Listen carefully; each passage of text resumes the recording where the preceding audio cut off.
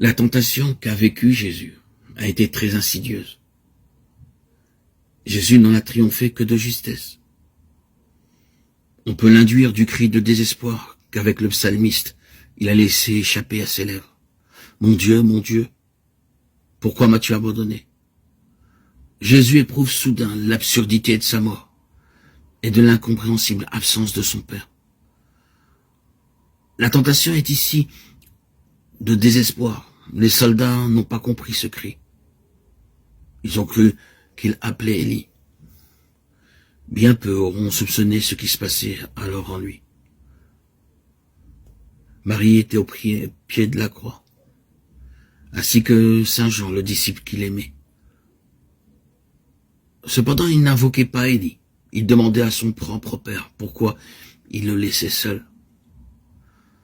C'est la sombre question qui ne cesse de monter aux lèvres de l'humanité, après le refus du premier homme.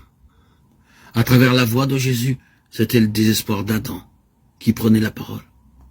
Ce désespoir dont Jésus portait la possibilité dans son corps d'homme et qui soudain menaçait de prendre le dessus en face de cette mort sans issue.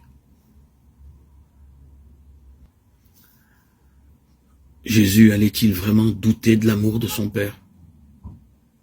Les évangélistes n'ont pas mis ce doute sur ses lèvres, mais nous pouvons le deviner derrière la moquerie raffinée que les grands prêtres et les scribes lui ont lancée du pied de la croix.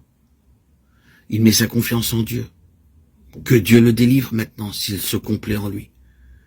Car il a dit « Je suis le Fils de Dieu » Matthieu 27, 43.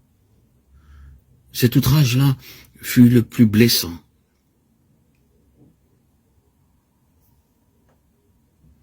Cette tentation la plus grave. De la croix, Jésus guette de nouveau l'unique parole que le Père lui a adressée ici-bas, sa déclaration d'amour. Mais elle résonne à présent sur les lèvres de ses propres ennemis, comme un reproche et un défi.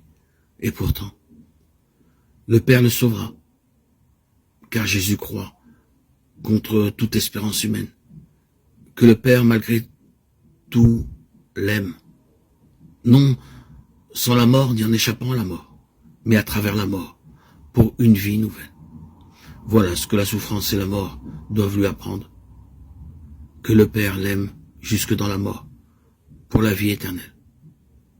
Ce n'est que dans la mort, finalement, que l'homme Jésus a pu apprendre à quel point le Père l'aimait.